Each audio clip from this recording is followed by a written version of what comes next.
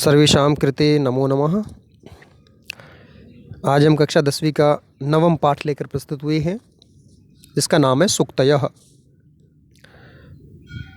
सर्वेषां कृते नमो नमः। संस्कृत कक्षायां सर्वेषां स्वागतम् अस्ति। पठतु संस्कृतं, वदतु संस्कृतं, लिखतु संस्कृतं। सूक्तयः। सूक्तयः शब्द का अर्थ होता है मधुर वचन या मीठी बातें या सुउक्तियाँ। दो शब्दों से मिला सुउक्तियाँ, बहुत ही अच्छे कथन। पहले परिचय पढ़ते हैं इस पाठ का। अयम पाठः, यह पाठ मूलतः तमिल भाषा का तिरुकुरल नामक ग्रंथात् गृहीतः अस्ति।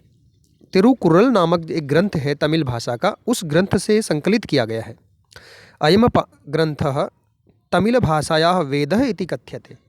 वेद हमारे चार हैं, ऋग्वेद, यजुर्वेद, सामवेद, अथर्ववेद। लेकिन तमिल भाषा में यह ग्रंथ जो है तिरुकुरल, वो तमिल भाषा का वेद कहलाता है। अस्य प्रणेता, इस ग्रंथ के रचयिता, इस ग्रंथ को लिखने वाले रचनाकार जो हैं तिरुकुरल नामक ग्रंथ के, वो हैं तिरुवल्लुवरः वर्तते। तिरुवल्लुवर जो हैं वो तिरुकुरल नामक जो ग्रंथ है तमिल भाषा का वेद है, उसके रचयिता हैं, रचनाकार। प्रथम शताब्दी अस्य कालः स्वीकृतः अस्ति। पहली शताब्दी का जो समय है वो तिरुवल्लुवर का समय स्वीकार किया गया है। धर्मार्थ काम प्रतिपादयोः, धर्म अर्थ काम के प्रतिपादन में यह ग्रंथ बहुत ही विशेष महत्व रखता है। अर्थात इस ग्रंथ में धर्म अर्थ और काम के विषय में प्रतिपादन किया गया है। त्रिषु भागेषु विभक्तो अस्ति। यह ग्रंथ 3 भागों में बटा हुआ है, धर्म अर्थ और काम। पुरुषार्थ चतुष्टय में 4 होते हैं, धर्म अर्थ काम और मोक्ष। और इस ग्रंथ को 3 भागों में बांटा गया, धर्म अर्थ और काम के रूप में। तिरु शब्दः स्त्रीवाचकः अस्ति। तिरु शब्द जो है, तिरुकुरल शब्द जो है, इसमें तिरु जो शब्द है वो स्त्रीवाचक है, लक्ष्मीवाचक है, लक्ष्मी का द्योतक है।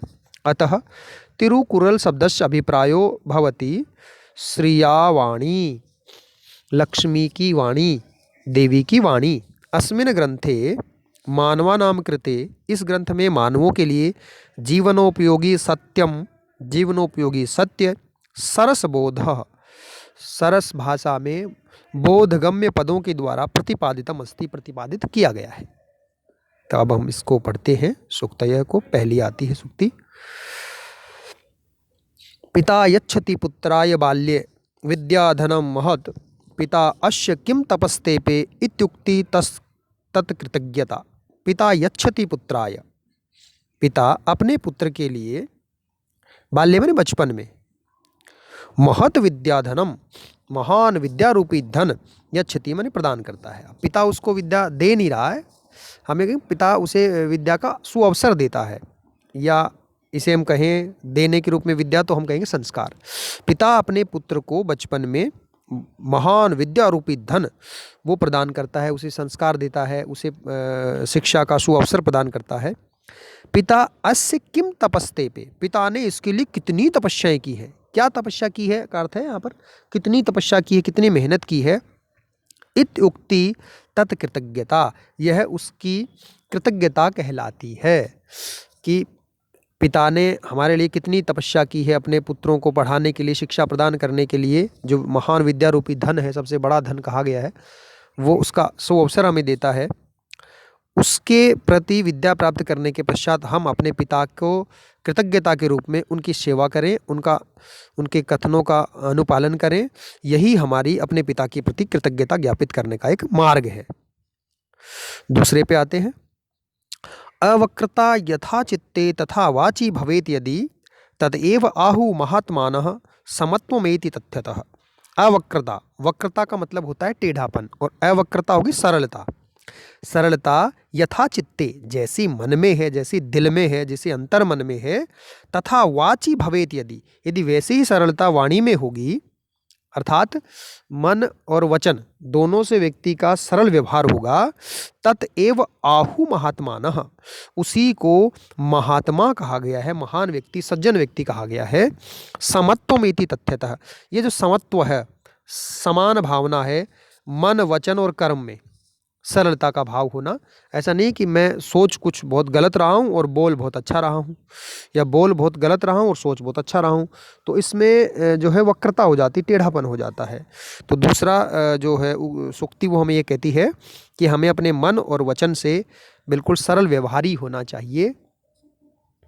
तीसरा है त्यक्त्वा धर्म प्रदाम वाचम परुषाम यो अभ्युदरेत परितज्य फलम पक्वम भुंक्ते अपक्वम विमूढ़धि।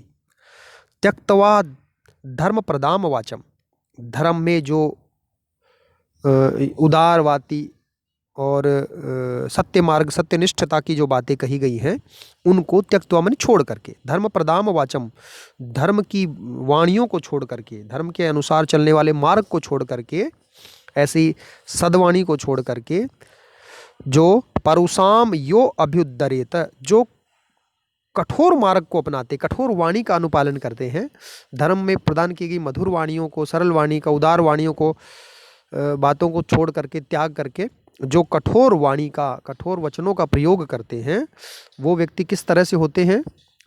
परितज्यम फलम पक्वम, जैसे पके हुए फल का त्याग करके अपक्वम भुगते विमूढ़धि, वो मूर्ख बुद्धि वाले व्यक्ति कच्चे फल को खा रहे हैं, अर्थात जो ना तो उनको स्वाद देने वाला है ना शरीर के लिए लाभकारी है, वो वैसा ही व्यवहार कर रहे हैं जैसे पके हुए फल को छोड़ करके कच्चे फल को खा रहे हैं मूर्ख बुद्धि वाले लोग।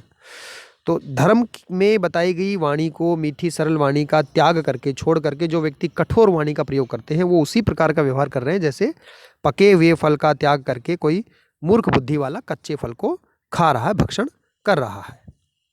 तो तीसरा सूक्ति हमें यह शिक्षा देती है कि हमें सदैव धर्म के मार्ग पर चलने वाली, जो धर्म ग्रंथों में जो हमें सत्यनिष्ठता और मधुर वाणी के बारे में बताया गया, हम वैसे ही व्यवहार हमें करना चाहिए दूसरों के साथ। चौथा देखते हैं। चौथा है विद्वांस एव लोके अस्मिन् चक्षुष्मन्तः प्रकीर्तितः अन्येषां वदने ये तु ते चक्षुर्नाम नीमते।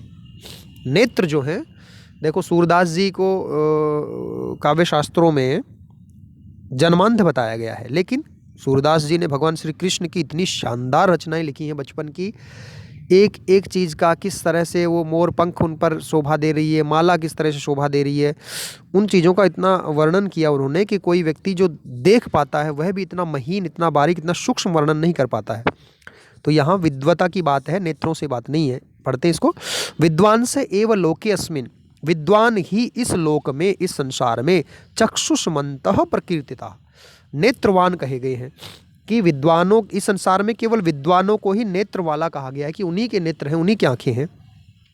अन्य साम वदने, और किन्हीं अन्य लोगों के मुख पर, ये तू जो हैं, ते चक्षुष नाम नीरमते, वे केवल कहने मात्र के लिए आंखें हैं, वो आंखें नहीं है, वो केवल कहने मात्र के लिए आंखें हैं। वास्तविक रूप में आंखें उन्हीं व्यक्ति की मानी गई हैं जो विद्वान लोग हैं, उसी को इस संसार में नेत्रवान, चक्षुवान माना गया है, उन्हीं की आंखें हैं। बाकी अन्य लोग जो हैं वो तो कहने मात्र की, उनके मुखमंडल पर ही आंखें होती हैं। तो चौथे सूक्ति में हमें यह शिक्षा मिलती है कि हमें अपने नेत्रों का सदुपयोग करना चाहिए, दुरुपयोग नहीं करना चाहिए।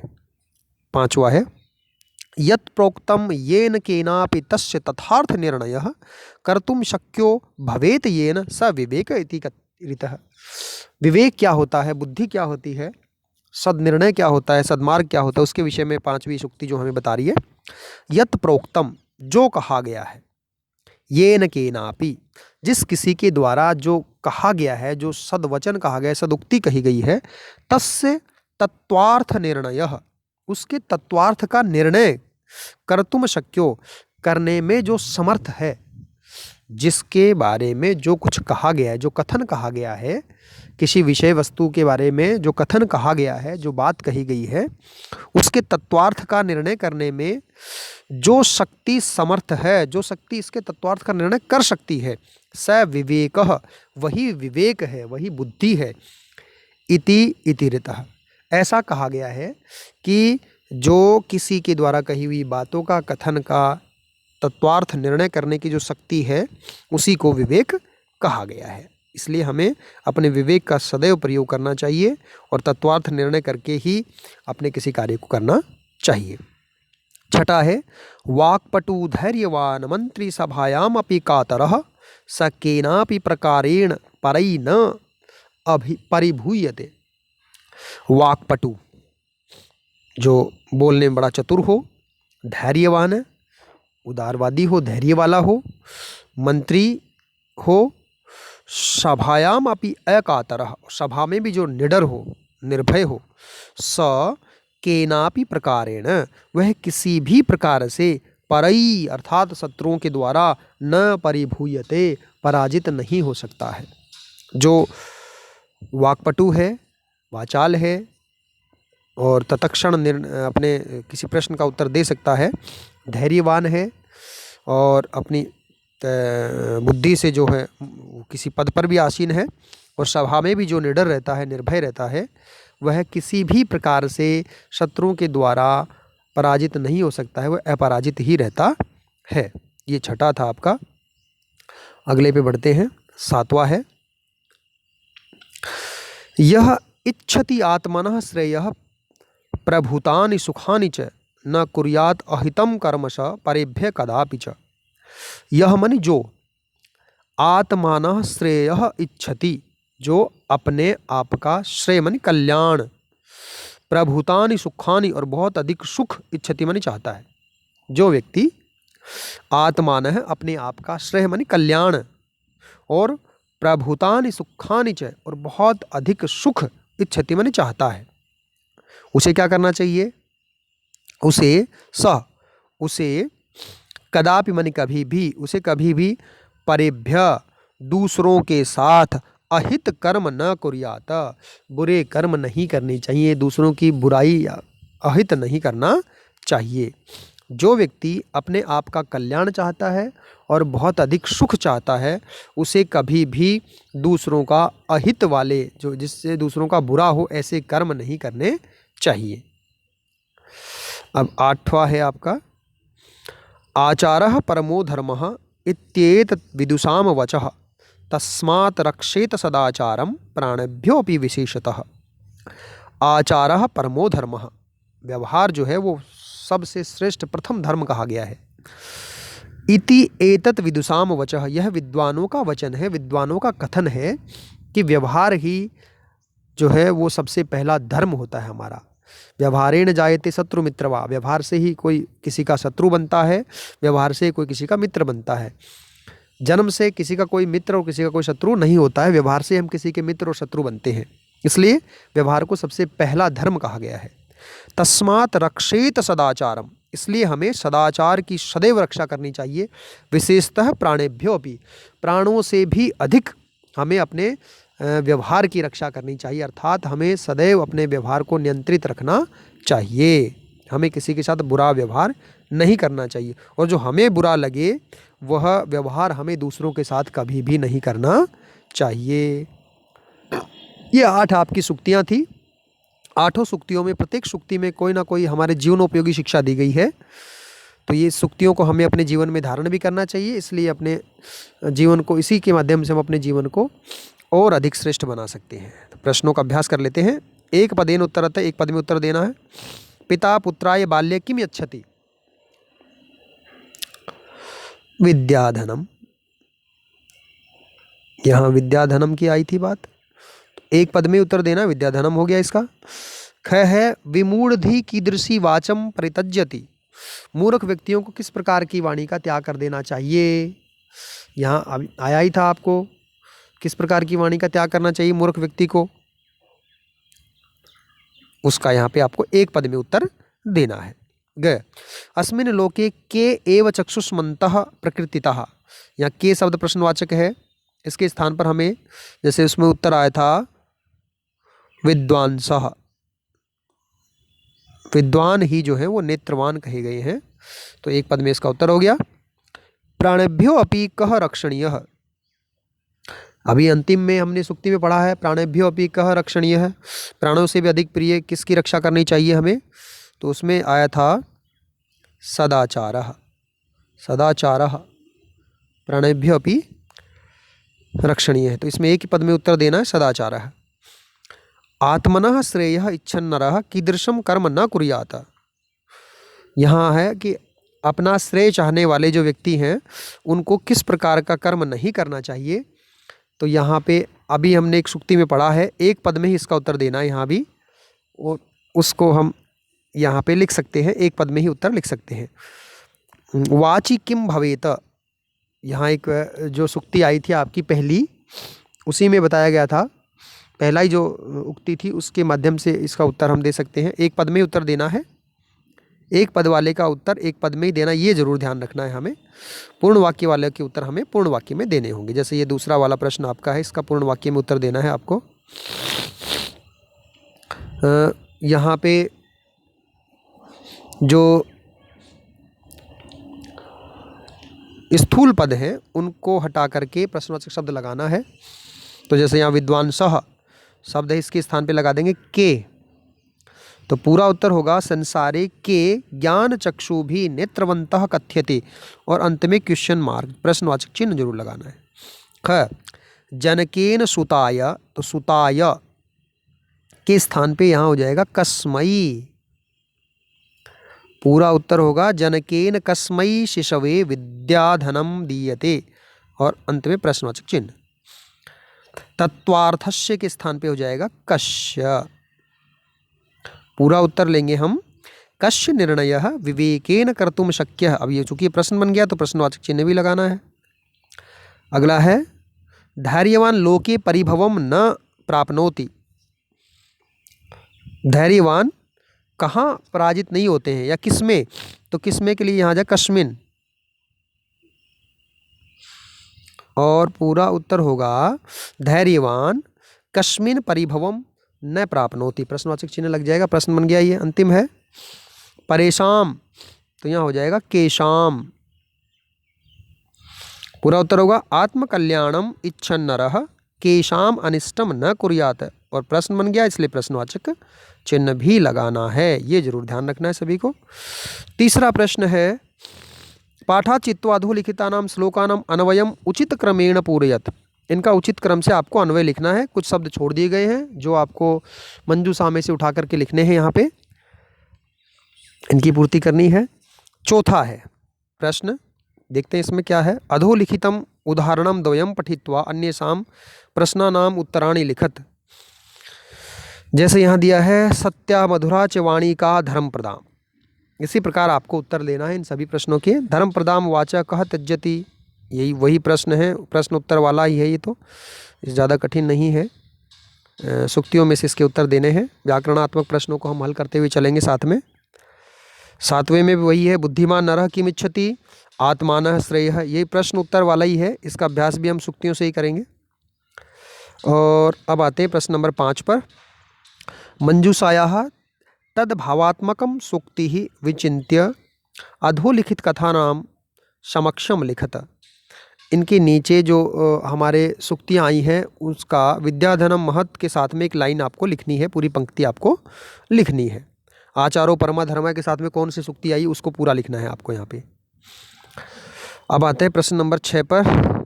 अधोलिखितानां शब्दानां पूर्वतः उचितम विलोम शब्दम कोष्ठतात् चित्वा लिखत। यहाँ आपको कोष्ठक से जो शब्द दिया गया है उसमें विलोम पद है, उसको आपको चिन्हीकरण करके पहचान करके आपको लिखना। जैसे पक्वः, इसका विलोम पद होगा अपक्वः। ख है विमूढ़धि, मूर्ख बुद्धि वाले लोग, तो इसके लिए एक विलोम पद आएगा सुधि, विद्वान लोग। गह कातरः डरपोक, तो यहाँ आ जाएगा अकातरः निडर। घ कृतज्ञता, तो इसका विलोम कृतज्ञता होता है किए हुए को उपकार को मानने वाला, कृतज्ञता किए हुए उपकार को नहीं मानने वाला, विलोम हो गया इसका। आलस्यम, अब जानते ही हैं इसका आ जाएगा उद्योग।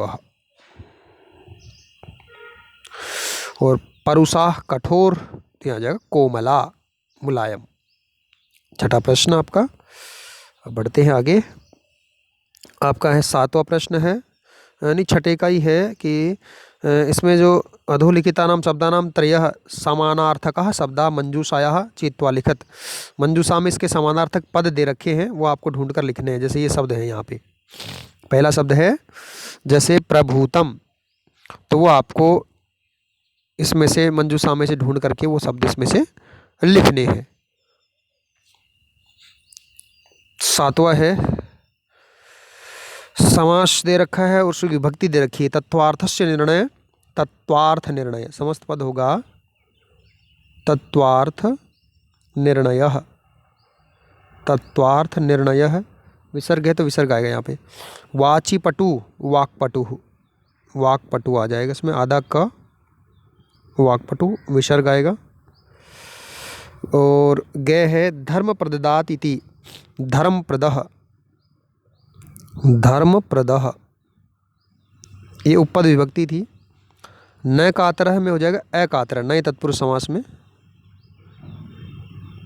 अकातरः। न हितम, वही नए तत्पुरुष समास है, हो जाएगा अहितम।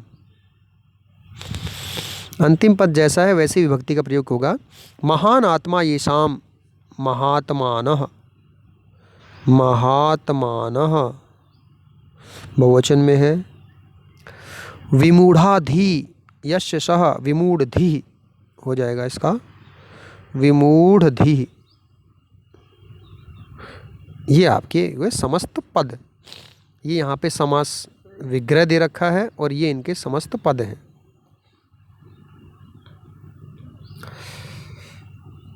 अगला आपका ग्रंथ परिचय है, इसका ग्रंथ परिचय पढ़ना बहुत जरूरी है। तिरुकुर्रल तमिल भाषायां रचयिता तमिल साहित्यस्य उत्कृष्टाकृति अस्ति। जो तिरुकुर्रल नामक जो ग्रंथ है, ये तमिल भाषा का में लिखा हुआ तमिल भाषा का सबसे उत्कृष्ट ग्रंथ है, जिसे तमिल भाषा का वेद भी कहते हैं। अस्य प्रणेता, इसकी रचना करने वाले तिरुवल्लुवरः अस्ति। तिरुवल्लुवर है संत के नाम से जो प्रसिद्ध थे, संत तिरुवल्लुवर। ग्रंथस्य रचनाकालः, इस ग्रंथ का रचनाकाल ईस्वीय शताब्दी, प्रथम शताब्दी अस्ति। ईस्वी शताब्दी का प्रथम शताब्दी है। अस्मिन् ग्रंथे सकल मानव जाते कृते है, इस ग्रंथ में समस्त मानव जाति के लिए जीवनोपयोगी सत्यम प्रतिपादितम, जीवनोपयोगी सत्यों का प्रतिपादन किया गया है। तिरु शब्दः श्रीवाचकः, तिरु शब्द का मतलब लक्ष्मी होती है और कुरल का मतलब होती है वाणी, इसलिए तिरुकुर्रल शब्द पदस्य अभिप्राय अस्ति श्रिया युक्तम कुरल छंद अथवा श्रिया युक्तम वाणी। कुरल छंद में ये लिखे गए हैं, तो छंद का मतलब वाणी है यहाँ पे। छिंदन्ति इति छंदः। अस्मिन् ग्रंथे धर्म अर्थ कामः संज्ञकाः त्रयभागाः सन्ति। इस ग्रंथ में धर्म अर्थ काम इस नाम के तीन जो भाग किए गए, इसके त्रयाणाम भागानाम पद संख्या, तीनों भागों की पद संख्या जो है वो 1303 है। तो 1330 कुल जो है सूक्तियाँ इस पूरे ग्रंथ में लिखी गई हैं।